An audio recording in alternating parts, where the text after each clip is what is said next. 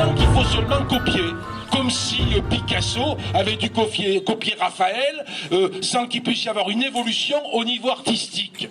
Et comme dans l'art, souvent, c'est le regardeur qui fait l'œuvre. Je regardais, moi, ce matin, l'invitation, et notamment en arrivant, et je me suis rendu compte à quel point ce bâtiment s'inscrivait très bien, en fait, dans le patrimoine ancien. Je vais pouvoir parler plus longtemps. Dans le patrimoine ancien. Et je disais quelque chose à l'architecte, et en fait, c'était pas du tout ce qu'il avait voulu évoquer, mais moi je l'ai vu comme ça. Quand je vois cette forme, ça me faisait penser...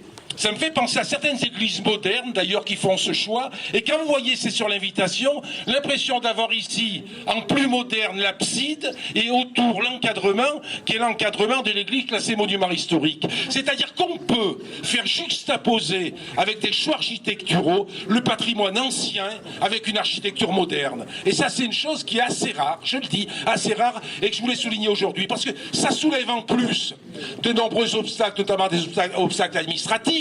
Il faut convaincre l'architecte des bâtiments de France, et je crois que l'État, sur cette affaire, a été d'une très grande ouverture, d'une très grande compréhension, parce qu'il y a eu un dialogue entre la commune, l'architecte et l'architecte des bâtiments de France, qui a permis d'admettre que l'on pouvait faire des choses de cette façon, et au final, on a vraiment quelque chose de très beau. Et après, bien sûr, il y a tout ce travail de collaboration, on n'en parle jamais, mais je voudrais en parler, entre le maître d'ouvrage, la commune et puis l'architecte, le maître d'œuvre, qui exige de passer dans les crédits, qui exige de faire des aménagements, qui exige de revoir le plan d'origine, une espèce de parcours du combattant. Et on ne mesure pas à quel point ce parcours du combattant est lourd, bien sûr, pour l'architecte, mais c'est son boulot, il est payé pour ça, on pourrait dire, mais il faut le faire. Mais pour les élus, c'est quelque chose qu'on ne voit jamais le jour où on coupe le ruban. Je vais m'arrêter parce que je sens que le soleil est en train de revenir, et donc je ne voudrais pas porter la responsabilité de quelque incident qu'on pourra voir. Je suis très heureux d'être avec vous aujourd'hui pour l'inauguration de l'extension de la mairie et du parvis. Merci monsieur le maire de m'avoir invité à participer à cette inauguration. C'est la troisième fois, je crois, que je viens à Augerolles, et la dernière fois il soufflait un vent glacial. Aujourd'hui il tape un soleil assez franc. Bon, c'est très bien.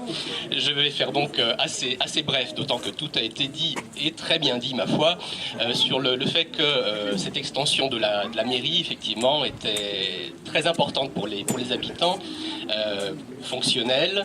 Elle permet d'accueillir l'agence postale, elle permet aussi l'accessibilité des personnes à mobilité réduite, et ça c'est très important, j'y tiens beaucoup, je tiens à souligner, ces travaux le permettent. L'éthique liée à l'aménagement, mais le fait que ce soit beaucoup plus sûr pour les piétons et les automobilistes, pour les habitants en général, c'est une chose vraiment à souligner. On a parlé du geste architectural fort sur ce bâtiment, ça aussi, bravo pour cela.